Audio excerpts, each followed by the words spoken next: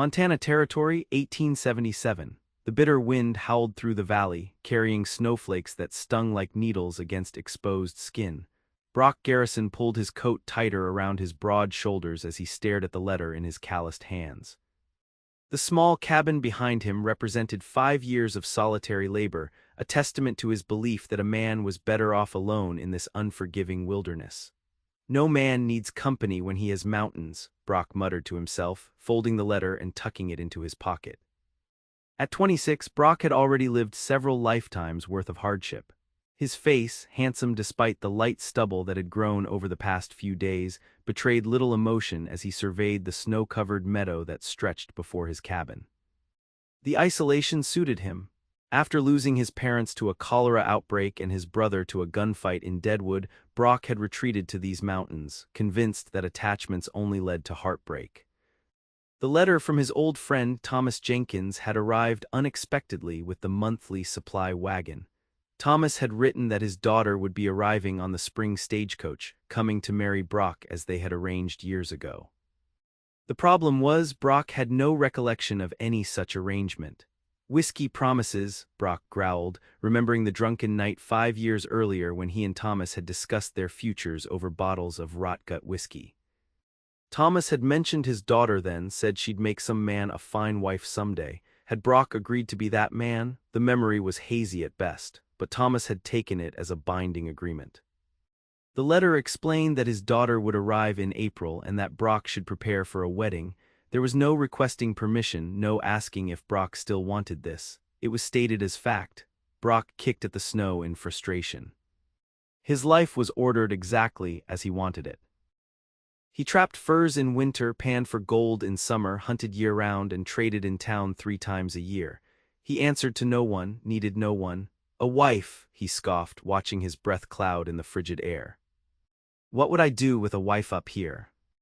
The mountains gave no answer as darkness fell over the valley. That night, as the wind rattled the cabin's sturdy logs, Brock lay awake thinking of the woman who would arrive with the spring thaw. Thomas Jenkins had been one of the wealthiest merchants in St. Louis when Brock had known him. No doubt his daughter was a pampered city girl with soft hands and delicate sensibilities. She would despise the isolation, the constant work, the wild unpredictability of mountain life. "She will last 2 weeks before begging to return east," Brock muttered into the darkness. Yet something in his chest tightened at the thought of another person sharing his space, even temporarily. The winter months passed slowly, as they always did. Brock checked and reset his traps, cured the furs he collected, chopped endless cords of wood, and tried not to think about the impending arrival. But as the snow began to melt and the first green shoots appeared in his small garden plot, Brock found himself making improvements to the cabin. He added a second chair to the table. He hung a curtain across one corner of the cabin to create a semblance of privacy. He even traded a fine bear pelt for a small mirror at the trading post. "Just being hospitable," he told himself as he cleaned the cabin more thoroughly than he had in years. The stagecoach was due in Silver Creek on the first Thursday in April. 3 days before that, Brock woke early, packed supplies for the 2-day journey to town, and set out on his sturdy mountain horse. He told himself he was merely going to explain the misunderstanding to Thomas's daughter in person. It was the decent thing to do, rather than letting her make the final leg of the journey to his cabin only to be turned away. Silver Creek had grown since Brock's last visit in the fall. The population had nearly doubled with the discovery of a new silver vein in the nearby mountains. The main street bustled with miners, merchants, and the usual assortment of characters drawn to boomtowns. Brock kept his head down as he stabled his horse and secured a room at the modest hotel. He had no desire to engage with the townsfolk more than necessary.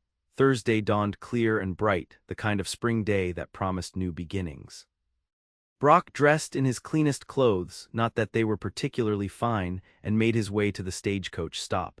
His stomach churned with unexpected nervousness as he waited among the small crowd gathered to meet the arriving coach. When the stagecoach finally appeared in a cloud of dust, Brock stood back from the others, observing. The driver called out a greeting as he pulled the team to a halt. One by one, the passengers disembarked, a businessman, a young couple, an older woman. And then a young woman stepped down, looking uncertainly around the gathered crowd. Brock's breath caught. She was not what he had expected. Thomas Jenkins's daughter was slight of build, with rich brown hair pulled back in a simple bun. Her traveling dress was modest and practical, dusty from the journey, but it was her face that arrested him. She was not conventionally beautiful. Her nose was too prominent, her chin too pointed, her eyebrows too thick. Yet there was something compelling in her keen hazel eyes as they scanned the crowd. Those eyes found him, seemed to recognize something in him despite never having met. She approached hesitantly, her small valise clutched in gloved hands. "Mr. Garrison?" she inquired, her voice clear and steady despite her obvious fatigue. Brock nodded, suddenly unable to find words. "I am Rebecca Jenkins." She offered her hand in a surprisingly firm handshake. "I believe you were expecting me." "I was," Brock managed, taking her small valise from her, "though there seems to be some confusion about the purpose of your visit." Something flickered across her face, disappointment. Relief. It was gone too quickly for Brock to identify. "Perhaps we could discuss it somewhere less public," she suggested, glancing at the curious onlookers. Brock led her to the town's only restaurant, a simple establishment that served decent food. Once they were seated and had ordered coffee, Brock found himself studying Rebecca Jenkins more closely. She was 22 years old, he'd learned, and there was a quiet dignity in the way she held herself, despite the obvious weariness from her long journey. "Your father sent a letter," Brock began awkwardly, "about an arrangement he believes we made." Rebecca's hands tightened around her coffee cup. "Yes, he was quite determined about it. The thing is, Miss Jenkins, I have only the vaguest recollection of any such conversation with your father, and it certainly wasn't a formal arrangement as he seems to believe." She nodded, unsurprised.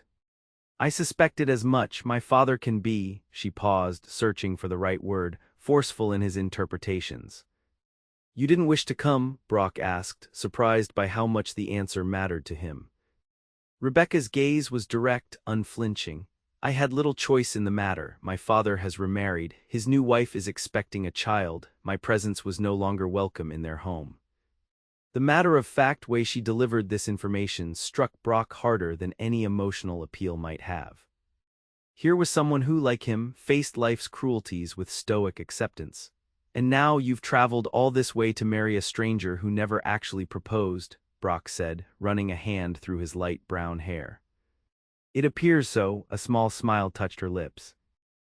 "Though I am relieved to find you are at least real. I half expected you to be another of father's exaggerations." That startled a laugh from Brock. "I am real enough, though I'm afraid I'm not what your father likely described. I live alone in a small cabin up in the mountains. It's no place for a city woman." "I see." Rebecca took a sip of her coffee, her expression unreadable. "And what do you suggest we do about our situation?" The question hung between them, unanswered as their food arrived. Brock watched as Rebecca ate with careful, measured bites. There was nothing delicate or pampered about her. Her hands, he noticed, were not soft city hands but showed signs of work.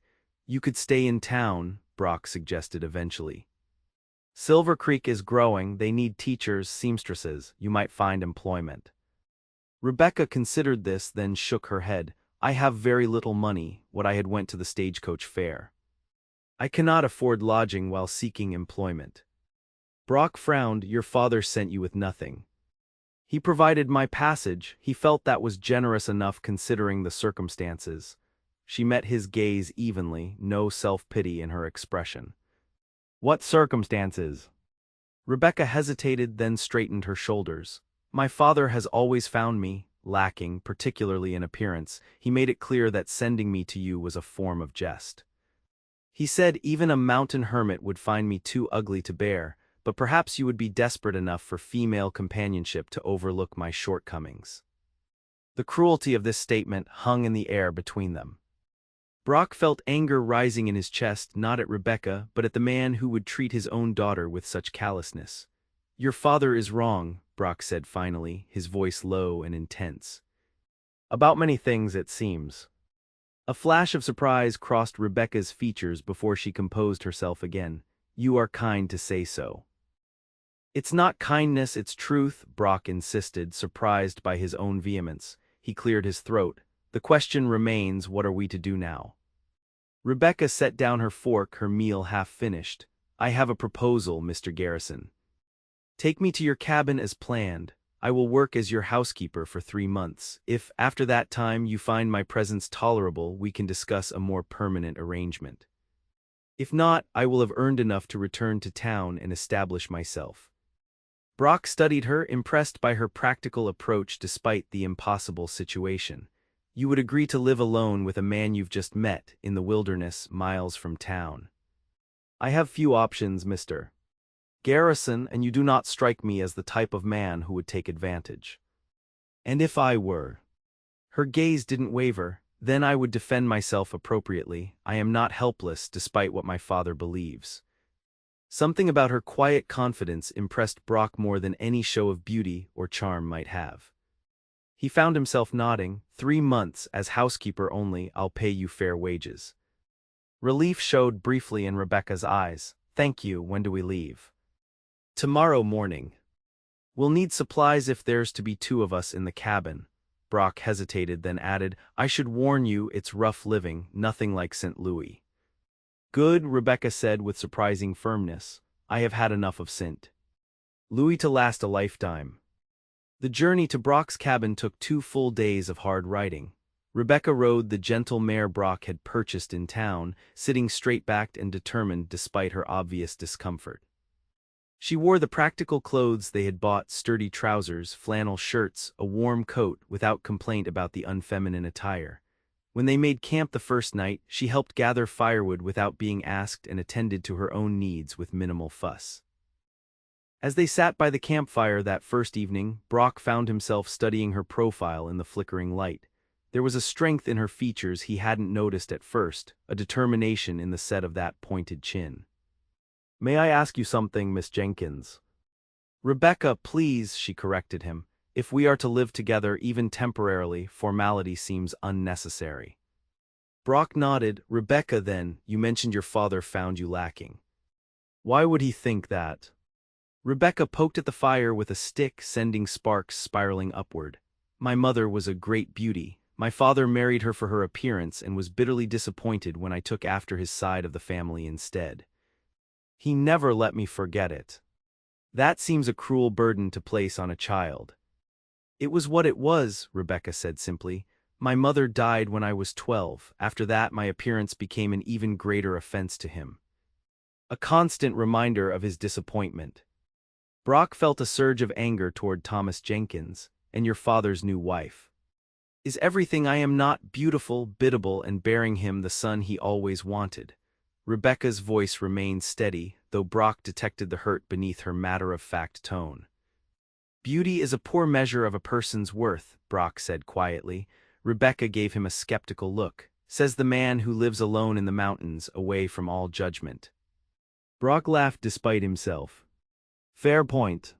They fell silent, the crackling fire and distant howl of wolves the only sounds in the vast wilderness surrounding them.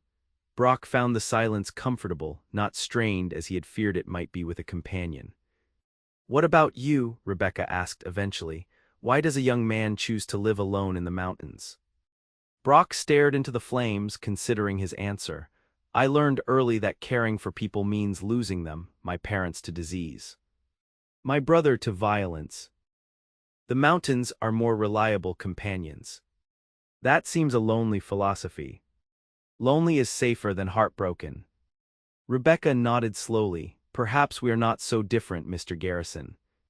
Brock, he corrected, echoing her earlier words. If we're to live together, even temporarily. A small smile touched her lips. Brock then. The next day brought them to the final approach to Brock's cabin. As they crested the ridge that overlooked his valley, Brock reined in his horse, allowing Rebecca to take in the view. The small log cabin sat nestled against the base of a towering pine forest, a clear stream running nearby. The meadow surrounding it was beginning to green with spring growth, dotted with early wildflowers. It's beautiful, Rebecca said softly, her eyes wide as she took in the sweeping vista.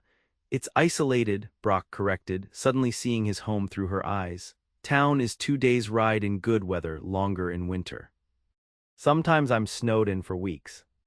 Peace and quiet sounds appealing after the chaos of city life, Rebecca replied, urging her horse forward down the slope. The cabin, when they reached it, looked smaller than Brock remembered. He had always thought it adequately sized for one man, but with Rebecca standing beside it, it seemed almost tiny. "It's not much," he said awkwardly as he helped her down from her horse. "It's sturdy and well built," Rebecca observed, examining the tight-fitting logs and the carefully constructed stone chimney. "You built this yourself." Brock nodded, unexpectedly pleased by her assessment. "Took me 2 summers to finish it." He showed her inside, suddenly aware of every imperfection in his bachelor home. The single room contained a stone fireplace with cooking hooks, a rough-hewn table with the 2 chairs he'd prepared, a bed in one corner, and various storage areas for food, tools, and furs. The curtain he'd hung created a small private area. "I'll sleep by the fire," Brock said quickly. "You can have the bed." Rebecca looked at him with something like amusement. "That seems impractical for a long-term arrangement. You need proper rest to work." "It's only for 3 months," Brock reminded her, unsettled by how easily she discussed their living arrangements. Even so, Rebecca set down her bags and surveyed the cabin with a practical eye. "We could build a second sleeping area behind that curtain. It wouldn't take much, just a simple frame and mattress." Brock stared at her, surprised by her immediate problem-solving. "You're taking this very calmly." Rebecca shrugged slightly. "Panic serves no purpose. Besides, I've been preparing myself for this journey for months. I knew what I was agreeing to." "Did you?" Brock challenged. "Your father sent you to marry a stranger in the wilderness. Most women would be terrified." "I am not most women, Mr. Garrison." Brock, Rebecca corrected herself, "and I would rather face unknown wilderness than continue living where I was clearly unwanted." The quiet dignity with which she said this made Brock's chest tighten with an unfamiliar emotion. Without another word, he began unloading their supplies, giving them both time to adjust to the new reality of shared living. That first evening established a pattern that would continue in the days ahead. Rebecca took to cabin life with surprising adaptability. She organized the small space efficiently, prepared meals from their supplies, and asked intelligent questions about the workings of the cabin and the surrounding wilderness. Brock found himself both relieved by her competence and unsettled by her presence. Having another person in his space after years of solitude was a significant adjustment. He caught himself watching her as she moved about the cabin, noting the graceful efficiency of her movements, the way she hummed softly to herself as she worked. On the third day, Brock returned from checking his traps to find Rebecca outside the cabin, attempting to dig a garden plot with a heavy spade. Her face was flushed with exertion, wisps of hair escaping her practical bun. "What are you doing?" he asked, dismounting and approaching her. Rebecca paused, wiping sweat from her brow with the back of her hand. "I noticed you had vegetable seeds among your supplies."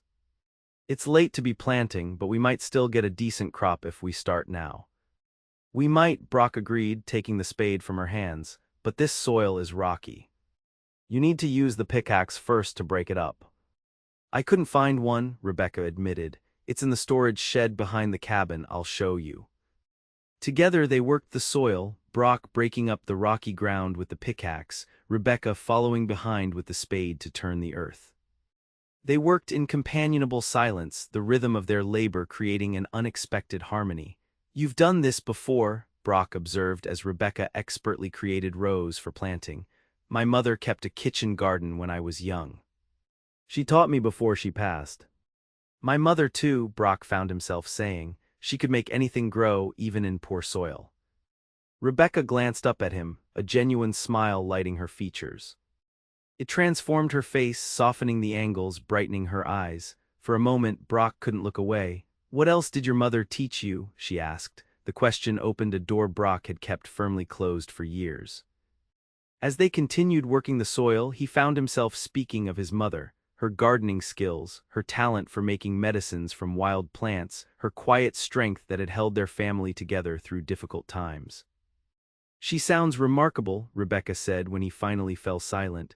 "She was," Brock paused, then added quietly, "I haven't spoken of her in years." Rebecca's eyes met his, understanding in their hazel depths.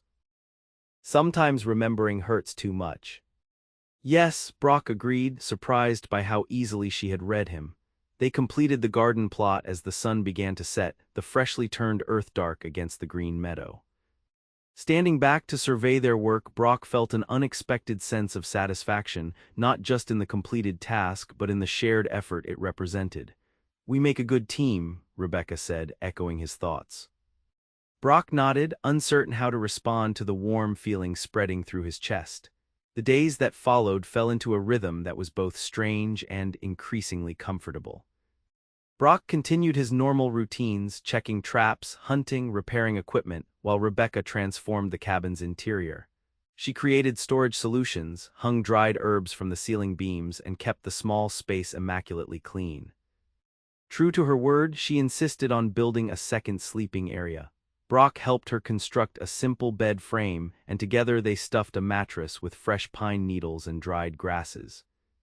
The fragrant result was surprisingly comfortable, as Brock discovered when Rebecca insisted he try it. "See, much better than sleeping on the floor," she said triumphantly. "It is," Brock admitted, impressed by her ingenuity. "Where did you learn to do this?" "Books mostly," Rebecca replied, adjusting the blankets over the new mattress. "I read everything I could find about frontier living once I knew I was coming west. Knowledge is the best preparation for the unknown." This practical approach to life's challenges continually surprised and impressed Brock. Rebecca faced each new frontier challenge, from washing clothes in the stream to learning to identify edible plants, with the same determined competence. What surprised Brock most, however, was how quickly he adapted to her presence. The silence he had once cherished now seemed empty when she wasn't speaking. The simple routines of his solitary life were enriched by sharing them with someone who appreciated the beauty and challenge of mountain living. One evening, as they sat by the fire after dinner, Rebecca mending a tear in one of Brock's shirts while he cleaned his rifle, she asked the question he had been dreading. "Why did you agree to let me stay? You could have sent me back to town with enough money for a week's lodging. Your conscience would have been clear." Brock's hands stilled on the rifle. He considered evading the question but found he couldn't lie to her. "I'm not entirely sure," he admitted. "Something about you, the way you faced your situation without self-pity. It reminded me of something I'd lost." "What was that?" "Courage, maybe, the kind that isn't about facing danger but about facing life." Rebecca's hands paused in their mending. "That's a generous assessment." "It's an honest one." Brock set aside his rifle and looked directly at her. "Your father was wrong about you, Rebecca, in every possible way." A flush spread across her cheeks, and she ducked her head to resume her mending. "Thank you," she said softly. That night, lying in his bed and listening to Rebecca's steady breathing from behind the curtain, Brock realized with startling clarity that his solitary life had been changed irrevocably by her arrival. The question was, what would happen when their 3-month agreement came to an end? Spring advanced rapidly in the mountain valley. The garden Rebecca had planted flourished under her care, green shoots pushing through the dark soil with determined vitality. Wild berries ripened in the forest, and Rebecca proved adept at foraging, returning to the cabin with laden baskets and a satisfied smile. Brock found reasons to remain closer to the cabin than was his usual habit. He built a chicken coop and traded furs for 6 hens at the nearest homestead, a half-day's ride away. He expanded the garden plot, constructed a better washstand by the stream, and made improvements to the cabin he had long neglected. "You don't have to do all this for me," Rebecca said one afternoon as Brock installed a window he had brought back from town, a luxury he had never bothered with before. "I'm not," Brock replied automatically, then caught himself in the lie. "Or maybe I am. Is that so terrible?"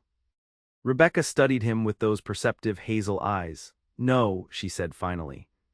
"It's not terrible at all." The moment hung between them, filled with unspoken possibilities. Brock found himself noticing the way the sunlight caught in Rebecca's hair, bringing out rich auburn highlights he hadn't seen before. The way her mouth curved when she was pleased but trying not to show it, the quiet grace with which she moved through the world. He looked away first, returning his attention to the window installation with forced concentration. Rebecca was his housekeeper here on a temporary arrangement, nothing more. Yet as the weeks passed, the lines of their arrangement began to blur.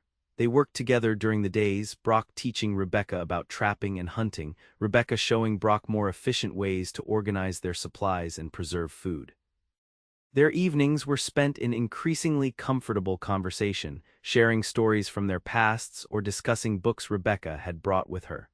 Brock found himself looking forward to those evening conversations with an eagerness that both pleased and alarmed him. His vow to remain emotionally detached was becoming harder to maintain with each passing day. The catalyst came unexpectedly, nearly 7 weeks into their arrangement. Brock had ridden to a nearby stream to check his fish traps, leaving Rebecca at the cabin to preserve the berries they had gathered the previous day. He was returning with a string of trout when he heard it, the distinctive warning rattle that froze his blood. 20 yards ahead on the trail, Rebecca had apparently been gathering wildflowers. She stood perfectly still, her gathering basket dropped at her feet as a large rattlesnake coiled on the path before her, its tail vibrating in warning.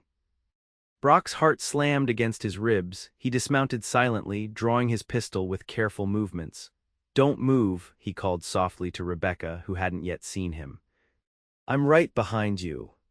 "I wasn't planning on dancing," Rebecca replied, her voice remarkably steady despite the danger. Brock approached cautiously, his eyes fixed on the rattlesnake. It was a large specimen, easily capable of delivering a fatal bite. At this distance from town, such a bite would almost certainly be deadly. "When I say now, step very slowly backward," Brock instructed, raising his pistol. "Be careful," Rebecca warned. "If you miss, you'll only make it angry." "I won't miss." The snake's rattle increased in tempo as Brock drew nearer. He took careful aim, mindful of Rebecca standing in his line of fire. "Now," he said quietly. Rebecca took one slow step backward, then another. The snake's head weaved, following her movement, but it remained coiled and ready to strike. Brock fired. The crack of the pistol echoed through the trees. The bullet struck true, severing the snake's head cleanly from its body. For a moment neither of them moved. Then Rebecca turned and, to Brock's complete surprise, threw herself into his arms. He caught her instinctively, the pistol still warm in his hand. "That was too close," she breathed against his chest, her body trembling slightly.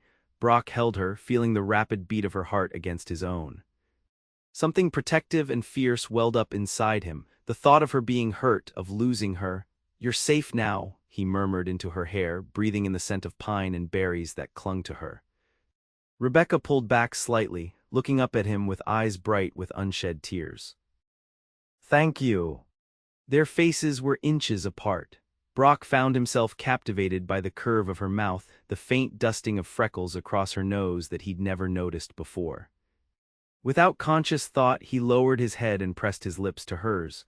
The kiss was gentle, questioning. Rebecca stilled for a heartbeat, then responded, her lips soft and yielding beneath his. Brock's free arm tightened around her waist, drawing her closer as the kiss deepened, became something hungry and needful. When they finally broke apart, both breathing heavily, reality crashed back upon Brock. What was he doing? She was here as his housekeeper, not as his wife, regardless of what her father had intended. "I apologize," Brock said stiffly, stepping back from her. "That was inappropriate." Rebecca's eyes widened, hurt flashing across her features before she composed herself. "Of course," she said, her voice carefully neutral. "The danger, it affected our judgment." "Yes," Brock agreed, though he knew it was far more than that. "We should return to the cabin." The walk back was silent, a new tension stretching between them. Brock cursed himself for his lapse in control. He had promised Rebecca respect and safety in his home. Kissing her violated that promise, regardless of how willingly she had responded. That evening, their usual comfortable conversation was replaced by awkward silence. Rebecca retired early behind her curtain, leaving Brock to stare into the fire and contemplate how thoroughly he had complicated their arrangement. The following days brought a strained politeness to their interactions. Rebecca continued her duties with the same efficiency, but the easy camaraderie they had developed was notably absent. Brock found himself missing their conversations, the small shared jokes, the comfortable silences that had become a treasured part of his days. A week after the incident with the rattlesnake, Brock returned from hunting to find Rebecca sitting at the table, a letter in her hands. "The supply wagon came while you were gone," she explained, holding up the envelope. This was addressed to me. From your father? Brock asked, setting down his gear. Rebecca nodded, her expression troubled. He writes that his new son has arrived. He also says he was surprised to hear from the stagecoach driver that I actually continued to your cabin. Her voice took on a bitter edge. Apparently he expected me to be rejected immediately and forced to find my own way back east. Anger flared in Brock's chest. Your father is a cruel man. He is, Rebecca agreed, surprising Brock with her frank assessment. He also writes that he has no interest in my return should this frontier experiment fail. He has told everyone in St. Louis that I have married a wealthy rancher. Brock frowned. That puts you in an impossible position. It does, Rebecca folded the letter carefully. Our 3-month agreement ends in 6 weeks. I need to consider my options. You could stay longer, Brock suggested before he could stop himself. As housekeeper, I mean, the arrangement has been beneficial. Rebecca studied him, her expression unreadable. Has it? We've barely spoken this past week. Brock ran a hand through his hair, frustrated with himself. That's my fault. I behaved inappropriately after the rattlesnake incident. You kissed me, Rebecca said directly, and I kissed you back. Then you apologized as though it had been a terrible mistake. It was a mistake, Brock insisted. You're here under my protection. I took advantage. Did you? Rebecca interrupted, her eyes flashing with rare anger. I am a grown woman, Brock Garrison, fully capable of deciding who I will or will not kiss. Do not insult me by suggesting I was somehow coerced. Brock stared at her, taken aback by her vehemence. I never meant to insult you. Yet you did, Rebecca said, rising from the table. You have treated me as though I am fragile or incapable of knowing my own mind. I may be plain, I may be unwanted by my father, but I am neither helpless nor without agency. Rebecca. No, she cut him off. I have something to say, and you will listen. I came here prepared to be your wife because I had no choice. I agreed to be your housekeeper because it was the best option available to me. But I will not stay where I am not truly wanted, where my presence is merely tolerated out of obligation or pity. Her words struck Brock like physical blows. Is that what you think? That I pity you? What else am I to think? Rebecca demanded. You treat me with kindness but keep me at arm's length. You kiss me, then apologize as though it were a grave error. Your actions are those of a man fulfilling an obligation, not one who truly desires companionship. The truth in her words forced Brock to examine his own behavior, his own feelings. Had he been keeping her at a distance out of fear rather than principle? It's not pity, he said finally, his voice low and intense. It's fear. Rebecca's anger faltered. Fear of what? Of caring too much, Brock admitted. Of letting you become important to me, only to lose you when you inevitably realize that this life is too harsh, too isolated, too far from civilization. Have I given you any indication that I find this life unsuitable? Rebecca challenged. No, Brock conceded, but... There is no but, Brock. Either you believe me capable of knowing my own mind or you do not. Either you want me here or you do not. The directness of her challenge left no room for evasion. Brock looked at this remarkable woman who had entered his life so unexpectedly and faced the truth he had been avoiding. I want you here, he said simply, not as a housekeeper. Not out of obligation. Then how? Rebecca asked, her voice softening. Brock crossed the room to stand before her. As my partner, my companion, he hesitated, then added, my wife if you would consider it. Rebecca's eyes widened. Are you proposing to me, Brock Garrison? I believe I am, Brock said, surprised to find his hands were trembling slightly. Poorly perhaps, but sincerely. Why? Rebecca asked, and the vulnerability behind the question tore at Brock's heart. Why would you want me as your wife? Brock took her hands in his. Because you are the strongest, most capable person I have ever met. Because you face life's hardships without complaint or self-pity. Because this cabin has become a home since you arrived. Because I find myself thinking about you constantly, admiring your intelligence, your resourcefulness, your quiet dignity. He paused, then added softly, because your face is the first thing I want to see each morning and the last thing I want to see each night. Tears gathered in Rebecca's eyes. But I am not beautiful, she whispered. You are to me, Brock said with complete honesty. I see beauty in the way your eyes light up when you solve a problem, in the way you hum to yourself while you work, in the way you've faced every challenge without complaint. He raised a hand to her cheek, gently tracing the line of her jaw. Your father was wrong, Rebecca. You are everything a man could dream of in a partner, in a wife. A tear slipped down Rebecca's cheek. Do you truly mean that? With all my heart, Brock answered, and realized as he said it that it was absolutely true. This woman, sent to him as a cruel joke, had become the center of his world. Rebecca studied his face, searching for any sign of insincerity. Finding none, she smiled, a radiant expression that transformed her features. Then yes, she said simply. I will be your wife, Brock Garrison. The kiss that followed was different from their first, not born of danger and adrenaline, but of genuine affection and shared purpose.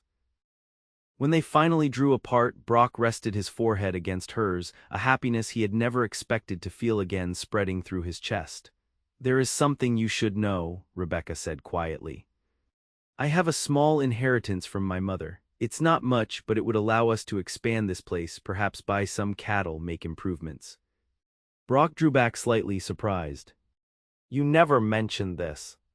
I needed to be certain of your intentions, Rebecca explained. I've seen what marrying for money rather than love did to my parents. I wanted no part of such an arrangement. Her practical caution, even in this moment, made Brock smile. A wise precaution. So you're not angry that I kept it from you? I'm impressed by your foresight, Brock assured her. And I promise you, Rebecca Jenkins, that I am marrying you for your remarkable self, not for any inheritance you might bring. Rebecca Garrison, she corrected with a small smile. At least that's what it will be. The name sounded right, as though it had been waiting to exist. Brock pulled her close again, marveling at how completely his solitary life had been transformed by this unexpected woman. They were married 2 weeks later in Silver Creek, the local minister performing the ceremony with the proprietress of the hotel and her husband as witnesses. Rebecca wore a simple blue dress they had purchased at the town's only dry goods store, with wildflowers from their mountain meadow woven into her hair. As they exchanged vows, Brock looked into the eyes of his bride and saw not the plain, unwanted daughter her father had described, but a woman of extraordinary strength and beauty, one who had chosen him, chosen their life together in the wilderness. The journey back to their cabin was filled with a new ease, all awkwardness between them dissolved by their honest declarations and formal commitment. They talked of plans for the future, expanding the cabin, building a proper barn, perhaps acquiring a small herd of cattle. We could have a good life here, Rebecca said as they approached the ridge overlooking their valley. A prosperous one eventually. We already have a good life, Brock replied, reaching over to take her hand. Everything else is just extra. Rebecca's smile told him she understood exactly what he meant. That night, as husband and wife, they discovered each other in new ways, their physical union as natural and right as their partnership had become. In Rebecca's arms, Brock found a sense of belonging he had thought forever lost to him. In her eyes, he saw not just desire but deep affection, acceptance, and home. Summer passed in a blur of shared work and happiness. They expanded the garden, built a proper root cellar for storing winter vegetables, and constructed a small barn for the milk cow Brock purchased on a trip to town. Rebecca's small inheritance allowed them to acquire basic comforts that Brock had long done without: proper dishes, better tools, books that Rebecca read aloud in the evenings as Brock carved wooden figures by the fire. In late August, as they were harvesting the abundant garden Rebecca had planted, a rider appeared on the ridge above their cabin. Brock straightened, shading his eyes against the sun. Are you expecting anyone? Rebecca asked, setting down her basket of vegetables. No, Brock replied, automatically checking for his pistol. Stay here. The rider approached slowly, and as he drew nearer, Brock felt Rebecca stiffen beside him. It's my father, she said, her voice tight with disbelief. Thomas Jenkins sat astride an expensive-looking horse, his city clothes incongruous against the wilderness backdrop. He was a large man with a florid face and cold eyes that assessed the small homestead with obvious disdain.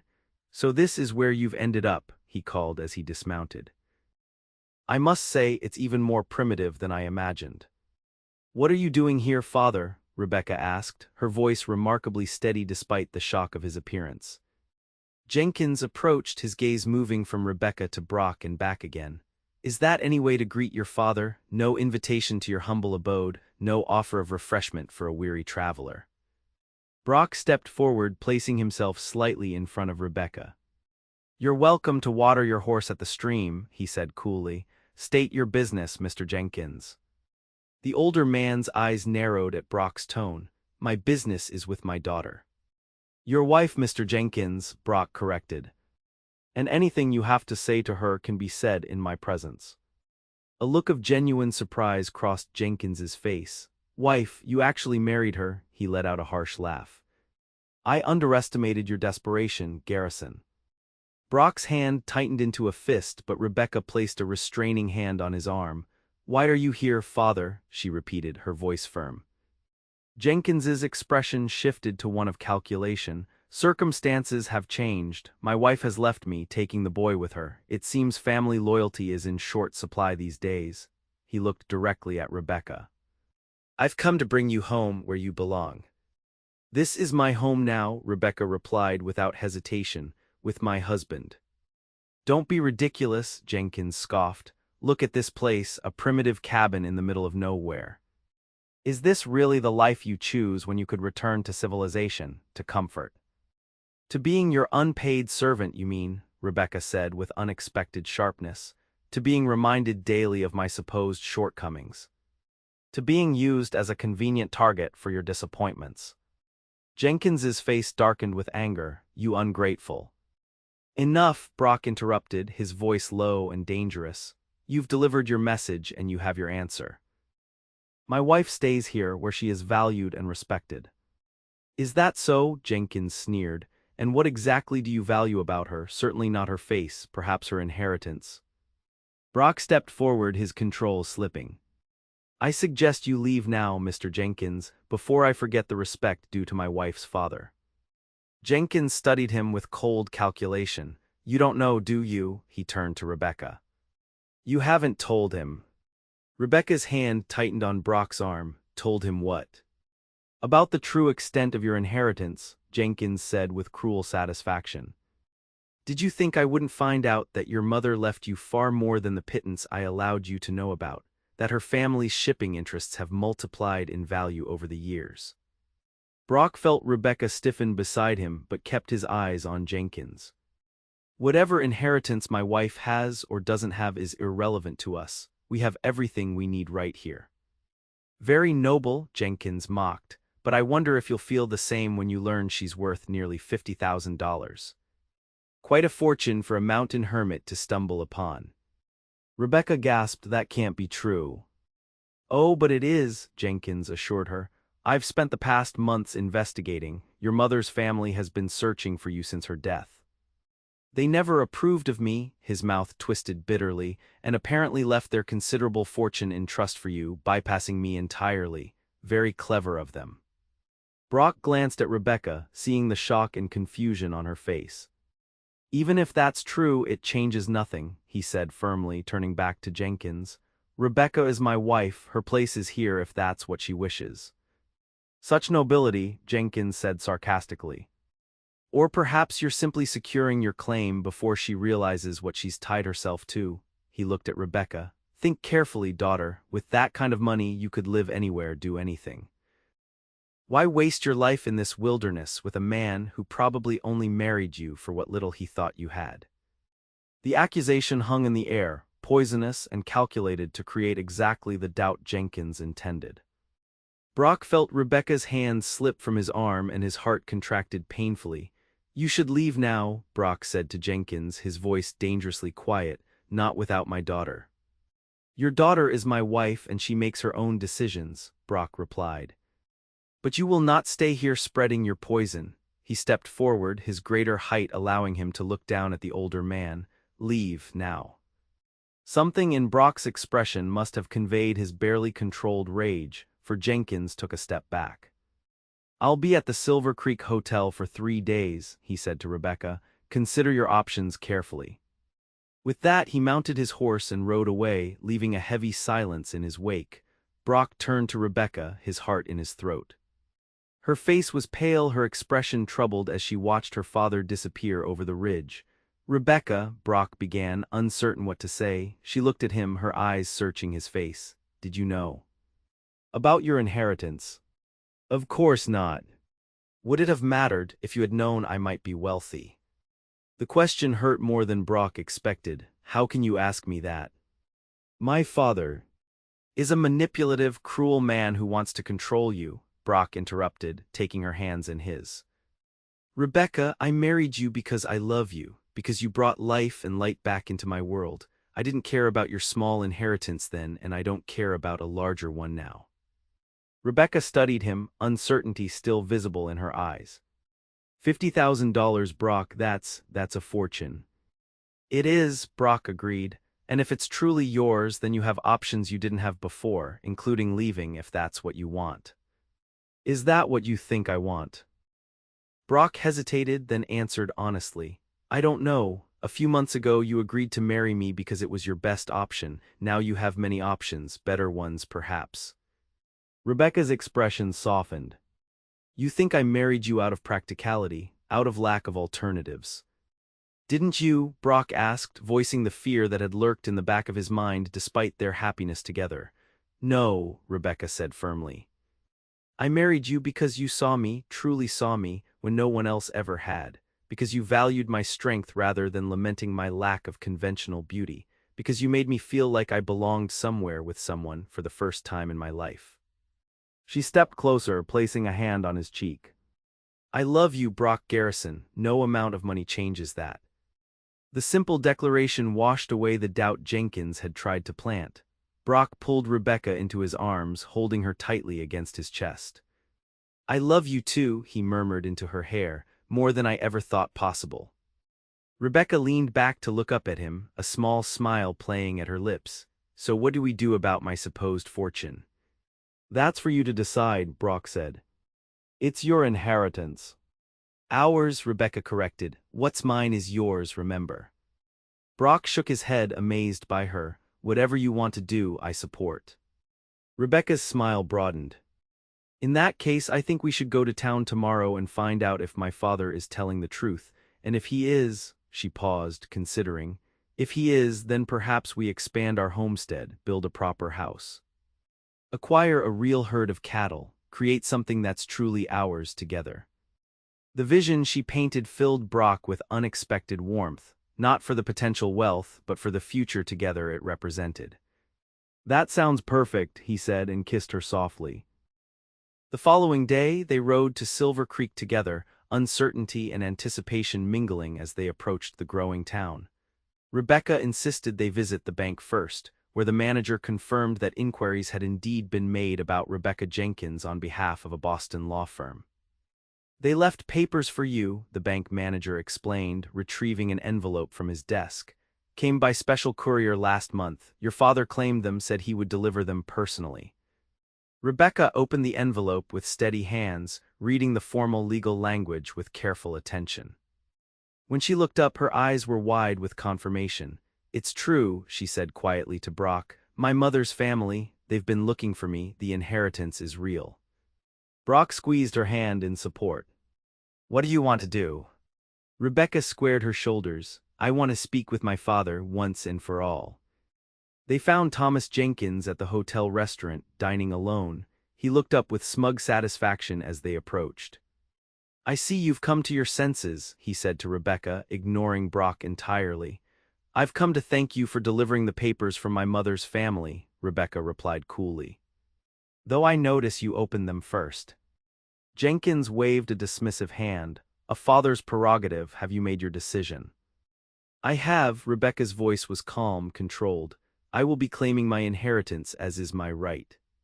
But I will not be returning east with you."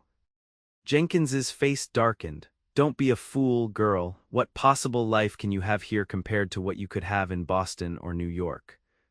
"A happy one," Rebecca replied simply. "With a man who values me for myself, not for what I can do for him or what I can bring him." "This mountain man has filled your head with nonsense," Jenkins sneered. "He'll change his tune quickly enough once he gets his hands on your money." Brock stepped forward. Mr. Jenkins, I understand that you cannot comprehend loving someone for who they are rather than what they can provide. It's a failing that has clearly cost you both your wives and now your daughter. But I suggest you accept that Rebecca has made her choice. Jenkins's face flushed with anger. How dare you? No, father, Rebecca interrupted, her voice suddenly strong and clear. How dare you? How dare you treat me as a burden all my life, then try to reclaim me when I might be useful to you? How dare you try to poison my marriage with your suspicion and bitterness? She drew herself up, and Brock felt a surge of pride at the dignity in her bearing. I am going to claim my inheritance. I am going to build a life with my husband, and you, father, are going to leave and not return. You have forfeited any right to be part of my life. For a moment, Jenkins seemed genuinely shocked by his daughter's transformation. Then his expression hardened. You'll regret this decision. No, Rebecca said with quiet certainty, I won't. She turned away from him, taking Brock's arm. As they walked out of the restaurant, Brock felt her trembling slightly. Are you all right? He asked softly. Rebecca nodded, tears shining in her eyes. For the first time in my life, I truly am. The following months brought significant changes to their lives. Rebecca's inheritance proved even larger than Jenkins had indicated. With careful planning and consultation with the lawyers who had been searching for her, they expanded their homestead, purchasing adjacent land, building a larger cabin, and acquiring a small but quality herd of cattle. Yet for all the material improvements, what mattered most to Brock was the contentment he saw in Rebecca's eyes each evening as they sat together by their fire. The money had not changed her essential nature. She remained practical, hardworking, and determined, insisting on doing her share of the daily tasks despite their newfound ability to hire help. Their first winter together brought another blessing, the discovery that Rebecca was expecting their child. Are you happy about it? She asked Brock when she shared the news, a hint of vulnerability in her question. Brock gathered her into his arms, too overcome for a moment to speak. Finally, he managed, happier than I ever thought possible. As spring returned to the mountain valley, bringing new growth and the promise of renewal, Rebecca stood with Brock on the porch of their new home, her hand resting on her swollen belly. What are you thinking? She asked, noticing his contemplative expression as he looked out over their expanding ranch. Brock turned to her, struck anew by the quiet beauty of her face, now softened with impending motherhood. I was thinking about how different my life is from what I had planned, how much better. Rebecca smiled, leaning into his side. Different how? I thought I needed to be alone to be safe, Brock explained. That caring for people only led to loss. Then your father sent you here as a cruel joke, and you turned out to be everything I never knew I needed. We saved each other, Rebecca said softly. We did, Brock agreed, placing his hand over hers where it rested on their unborn child. And now we're building something that will last beyond us. The setting sun painted the valley in gold and amber, illuminating the homestead they had created together, not just the buildings and herds, but the sense of belonging, of rightness that pervaded every corner of their shared life.